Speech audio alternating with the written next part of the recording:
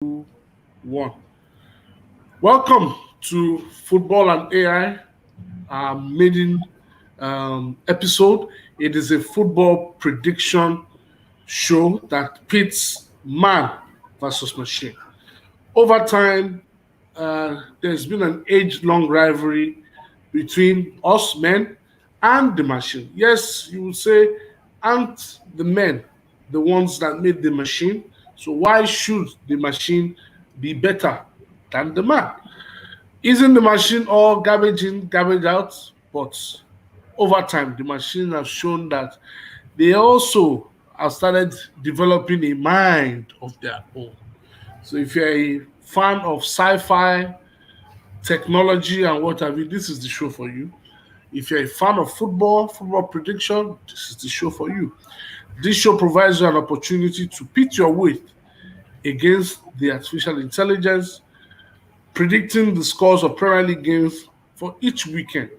So every week we would have a guest joining myself and Mr. Olu whenever he's available, Dr. Olu whenever he's available, and they go head to head. Whoever wins, if the man wins, he wins 10,000 naira for himself. If it is tied, he takes 5,000 naira. But if the AI defeats the man, the AI keeps the money. So today I have the pleasure of welcoming Dr. Oluseyi Akidende to Football and AI Episode 1. Sheyi, welcome to the show. Thank you very much. I'm happy to be back again. I'm always excited when I'm on your show. Apart from the fact that we get to talk about football, I also get to learn a few things about what I didn't previously know. So I'm happy to be back, and I'm excited to be doing this. Thank you very much. Brilliant, welcome. And of course, the Grand Poobah himself, the man that went all through last season, plus the pandemic, the lockdown, he kept his head and won my maiden Ogufe and Cognac Prediction League. Is none other than Damilola Oladare. Dami, welcome to Football and AI.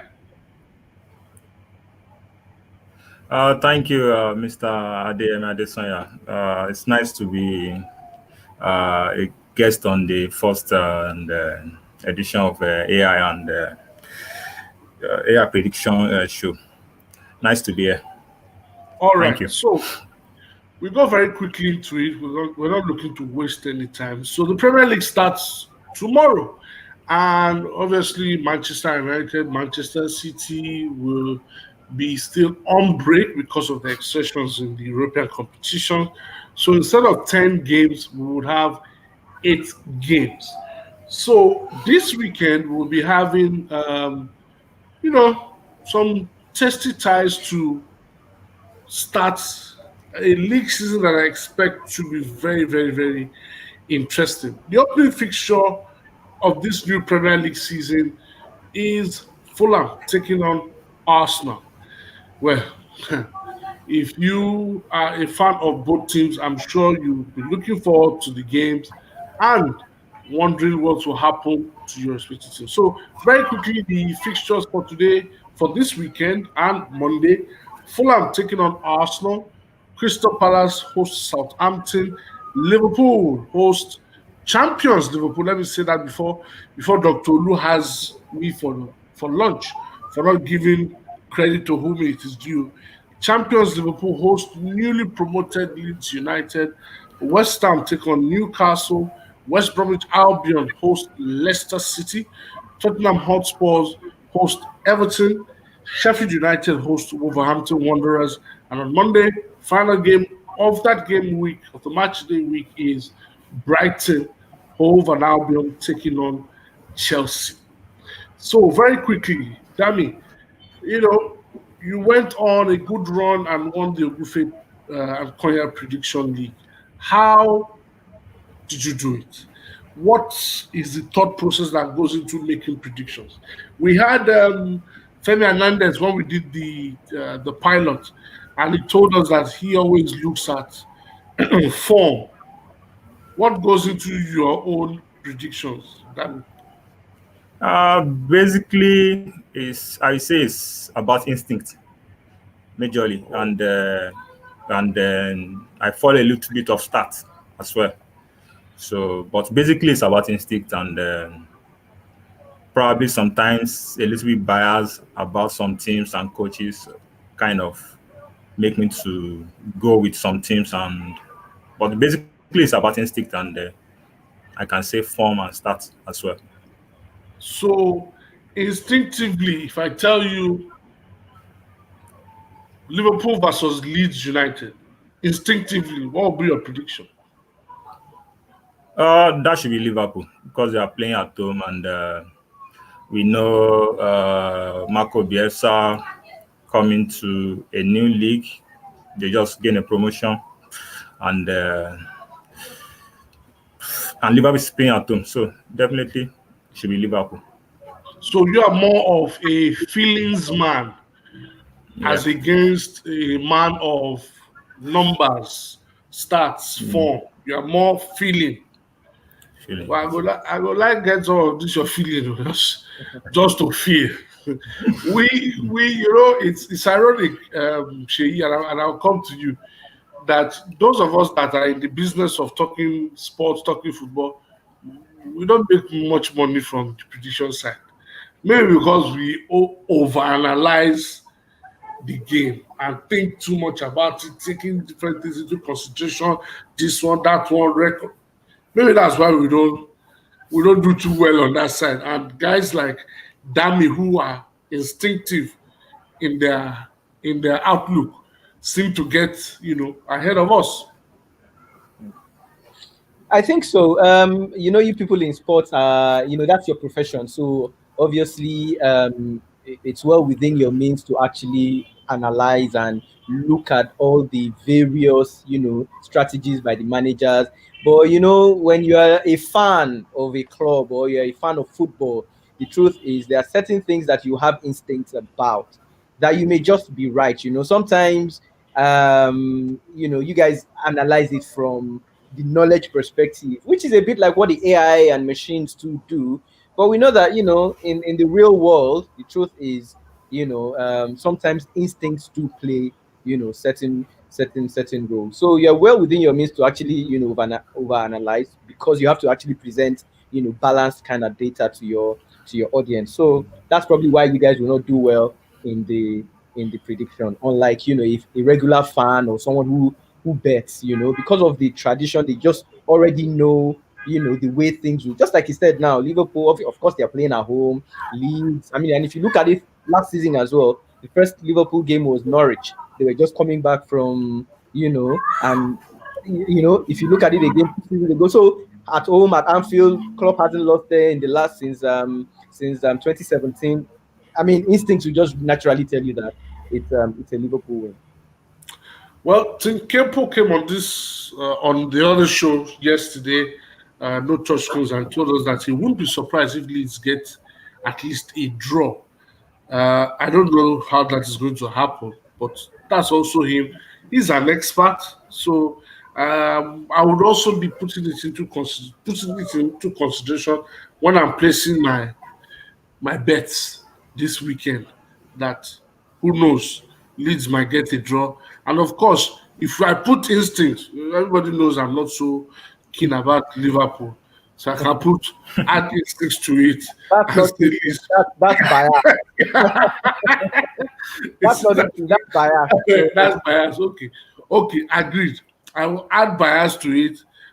Dami also said that he also adds a bit of bias to it as well.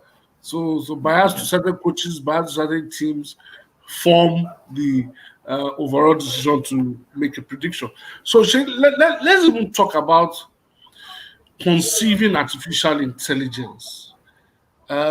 Gradually, as the world continues to evolve, especially in the times that we're in, artificial intelligence seems like it will continue to play a huge role in all walks of life and the things that we do as human beings. But let's look at it with respect to football. Liverpool are one of such teams that at a time, and I think probably ahead of many teams, seem to embrace AI. And I say that because as far back as when I think under Hicks and Gillette, you had a certain Comoli who was sporting director at Liverpool, and he embraced what they used to call Moneyball, where you did a collection of stats to decide eventual signings for Liverpool. What are the gains available to teams that decide to take up AI now? Thank you very much. As before now, if you look at how football was being played, you see that a lot of managers, a lot of coaches, just like he said, they use instinct. So you want to buy a player, or you have a system and you're looking for players to fit in. You have your scouts, they go in and they look for the best fit on the basis of instinct. Now, with the advent of data, especially with Opta stats, since they've been collecting data, you see that it's a lot more in order for you not to be biased, because without data, the tendency is there for you to be biased, even as a manager or as a scout. So you probably look at a player, for instance, Liverpool has been tracking Thiago for a while, and there's obviously data backing it. Unlike sometimes when you look at it and you just think, oh, Thiago would probably be a best fit, and he may not be a best fit. So right now, with data and with the advent of a mathematical field called the data science, you can actually start crunching those numbers to start to see, okay, who are my best performers, who are my average performers, who are my good performers. And you need people that are vast in the understanding of applied mathematics, where they can use people's numbers to key into to key them into the data, so that it can bring out some of those things that a manager or even as fans would not even normally see on the field. For instance, if you look at a role like the defensive midfield role, now the defensive midfield role in football is probably one of the most important roles for a manager, for a team. However, for the fans, we don't see the work of a defensive midfielder. We just see, okay, this person just takes the ball a bit and passes it to the next. So, but with data, with real data analysis, you will find out that when you have a good DM in your team, you are more likely, to have more possession in key areas. He's more likely to break up. You have data to back up what the guy is doing, despite the fact that to the human eye, it may look as if that guy is not doing, anything. So that's the importance of AI. Data, because you have key statistics with every damn thing. So you can begin to plot, the data with what is actually happening on the field, and then it gives you certain insight. There are two types of data, though. The ones that we call them descriptive. So those ones will tell you, for instance, the match, like for last weekend, Liverpool. I mean, 2 weekends ago, Liverpool played Arsenal. Now, if you're going to analyze that match, the data that has come out of it. Now, there's also the other bit of predictive analytics. Okay. Now, what you will see with probably someone like Klopp is and if you see when Liverpool played Arsenal 2 weeks ago, this guy Minamino came on and scored. Now, what you will look at is, okay, what effect did he have when he came on? How did he open up play? How many chances did we get? Then that will now feed into this week. Probably Minamino may start at the weekend just because, and then he may decide not to start him at the weekend based on the data that, well, maybe he just came in and he really didn't do much to affect the play, but he only brought in new energy. That if any other person had been there, maybe the other person that was there was tired, maybe Firmino was tired and he had to take him out. So it is the data that will go into it. Now, if you don't have data, the tendency for you is to start Minamino tomorrow against Leeds, and because he scored in the last game. But most times things just don't work out like that without you use bias, and then it will inform your opinion, and you won't really get anything out of it. So that's the effect of data on sports science, on football, matters. And it's only going to continue to increase as we have more people going into that field. So there are a lot more people going. I mean, data can be applied into any field and it's being put to use. I mean, I read an article on one of these scoring websites on how, Klopp has been using data as well to aid and guide, his buys, his purchases, his system. That's why he goes for players that are not so fashionable. Mane, Salah, these are not players that you think will stroll into, at the time they came anyway. Firmino is not someone that you think will go into, a top club. But, he knows that. That's why he starts Firmino all the time, because the data backs it up that every time Firmino starts up front, he creates, play, and he has the data to back it up. But to the untrained eye, he didn't score until the last Yes. game of the season. I was going to come to the untrained eye because I'm probably part of those people. I fall under that school of thought that I don't. I rather would base my judgment, and yeah, as we embrace science, as we embrace data, it will change. But I'd rather base my judgment on what I see, right? So we have this argument about my team of the week selection. You know, I watch. There are certain things I look out for, right? And a few people criticize me that look, this man scored so, so, and so. But what the data won't tell you, if a player scores a hat trick and all the three goals are tappings, right? It Yeah, will only show that he scored a hat trick, right? But absolutely. it will show that he scored only tappings. Now, it is also an art to be in the right place at the right time. But the data won't show that some people did the work to make it easy. It's like what my guy will say, the Jomoto always says, he doesn't like the part where they say somebody gave an assist. So, because as far as he's concerned, somebody created the play, probably somebody dribbled like four people, laid the pass to you, then you now laid the final pass. Yeah, How do we, find balance. that tipping point, that balance between, looking at football from the naked eye and now merging it with data? Fantastic question. You see, that's where the data falls short, because football is both an art and a science. Now, as fans, we watch the artistic bit, you know. Like, I always have a problem with data as well. Where, for instance, there was a goal we scored against. There was a goal Liverpool scored against Chelsea just at till end of last season, where you know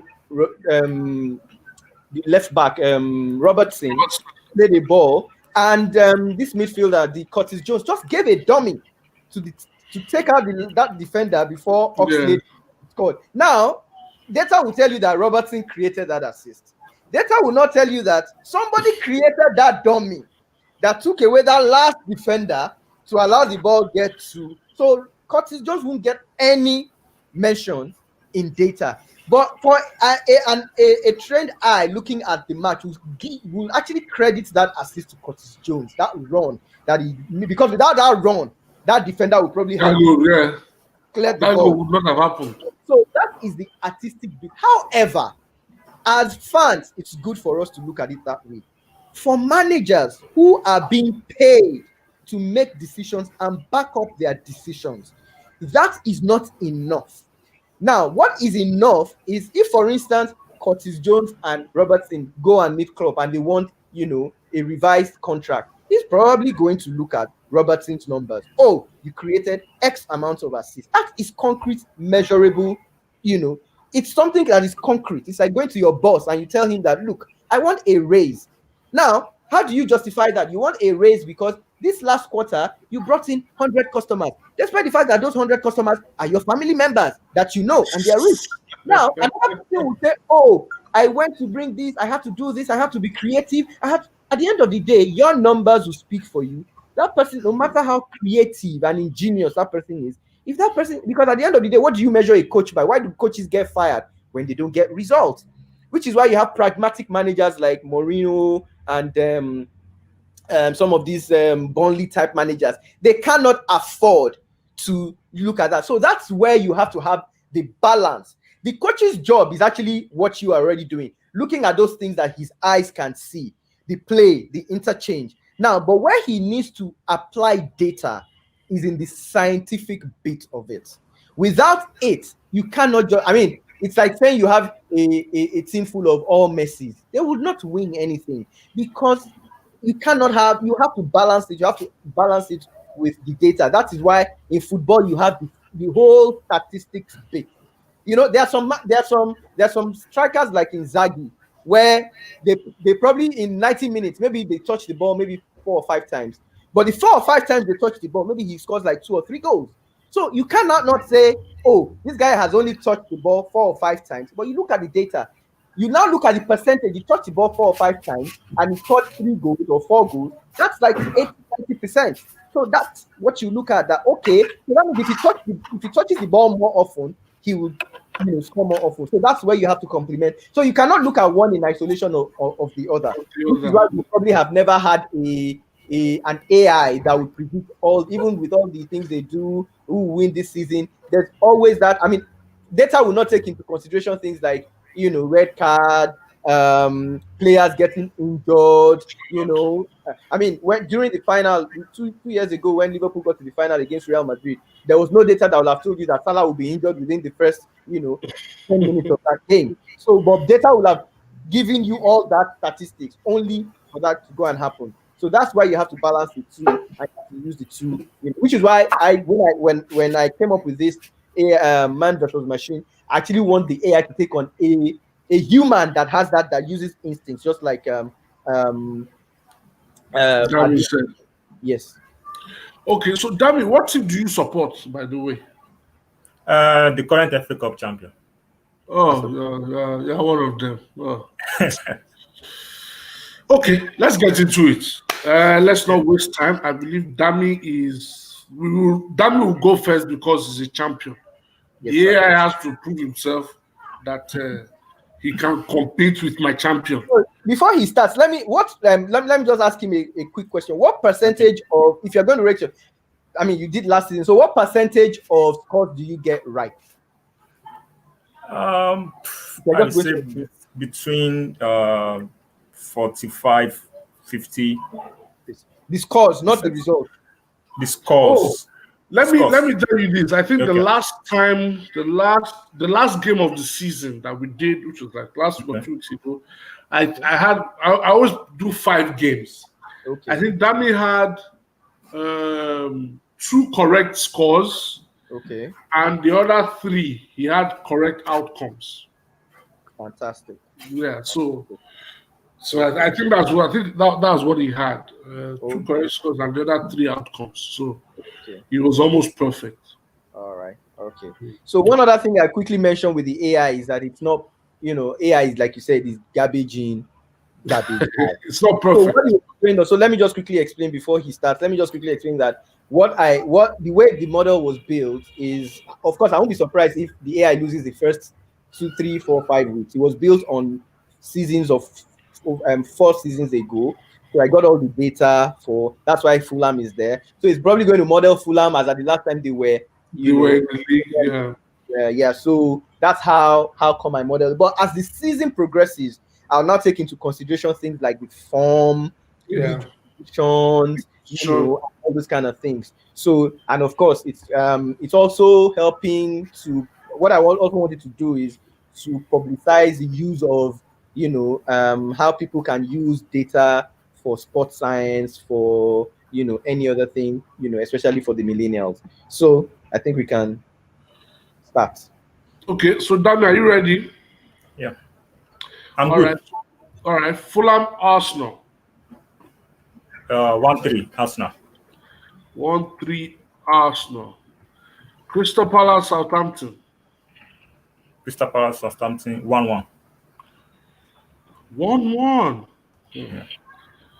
Okay. Liverpool, Leeds. 2-1 Liverpool. 2-1 Liverpool. West Ham, Newcastle. 0-0. Whoa. Our friend SOE will not like the sound of this. West Bromwich Albion, Leicester City. 1-2. Leicester. 1-2 Leicester.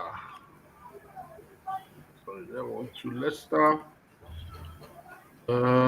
Tottenham Everton. 2-1 Spurs. 2-1 Spurs.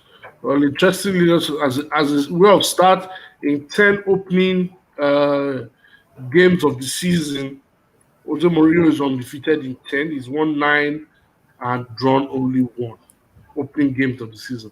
Sheffield United Wolves. 1-1. 1-1. Okay, Sheffield United Wolves 1-1. And finally, Brighton Chelsea. Brighton Chelsea. 1-2 Chelsea. 1-2 Chelsea. All right. So Dami has Fulham 1, Arsenal 3, Crystal Palace 1, Southampton 1, Liverpool 2, Leeds 1, West Ham Newcastle 0-0, West Bromwich Albion Leicester City 1-2 to Leicester, Tottenham 2, Everton 1, Sheffield United 1, Wolverhampton Wanderers 1, Brighton Hove Albion 1, Chelsea 2. Shay, Yes, you sir. there are shaking now.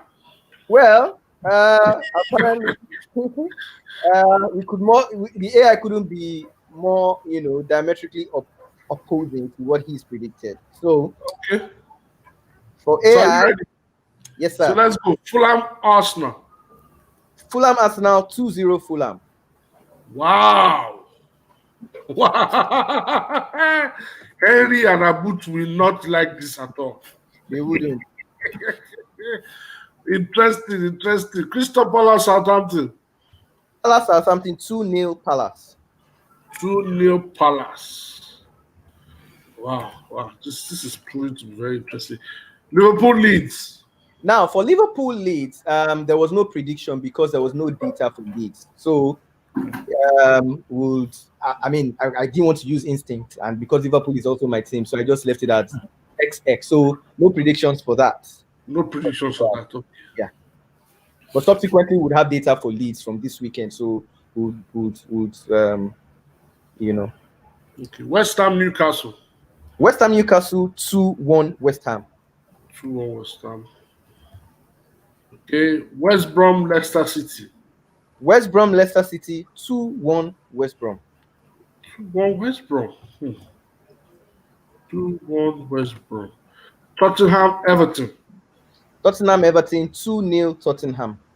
2-0 Spurs. Okay. Sheffield United Wolves. Sheffield 1 Wolves 2. Okay. Brighton Chelsea. Brighton 1 Chelsea 1. Wow. I'm beginning to like this AI. Hey, I just hope that that feeling will not change when he predicts against Manchester United. That's where there will be problem. A lot of people have been saying the Arsenal prediction is obviously not. There's going to be problem. But me, as a betting man, I'm putting my money on it. It better it happens and I make something from it. No problem. So, parting words from Dami as we sign out. Parting words, Dami. Yeah, it's nice to be on the show and to be on the first edition of the program. So I'm looking forward for the results to see if AI will be. Okay, let me just quickly take some comments that came in. Night King 6031 said, "Let's go, guys." GB just says, I heard Inzaghi. Yes, it was born offside. GB just says, laughing out loud, Dami, FA Cup champion. That's what they do. Arsenal. And finally, GB just against the AI seems to favor the home team more. Well, Jay, parting words as we sign out. Yes, I'll just use the parting word of the last commenter. The AI saying yes, because in the statistics, over the last 4 seasons, once you are playing at home, there is more than a 50% chance of you winning. And I'm obviously thinking that even for me, with the predictions that Dami has made, I actually, think that he might actually do better this week, because because it's obviously the the guy first will week. not take things into, Yeah. yeah, this first few weeks. So I mean, I'll be happy to, you know um meet him on Monday again, and he will be a truly worthy winner if that happens. So uh let's see how it goes. Let's see how it goes. Let's see how it goes. It's a pleasure having you guys. Thank you very much for joining me on the first episode of Football and AI. Thank you to everybody who's joined in. Thank you, Dami. Hopefully you do well. I'm rooting for you actually. Hopefully you Thank do. you. Even though I would really like that Fulham, Arsenal, and Brighton, Chelsea to be 1-1. Shay, thank you very much for joining me again. Thank you as always for the support and You're everything. welcome. You're welcome. Until we come your way, remember Saturday, 12 noon, as always, no touch screens. We'll be back with myself and Tio Eze. So make sure you join us. We're streaming on Facebook, YouTube, and Twitter and Periscope. So please make it a date. See you next time.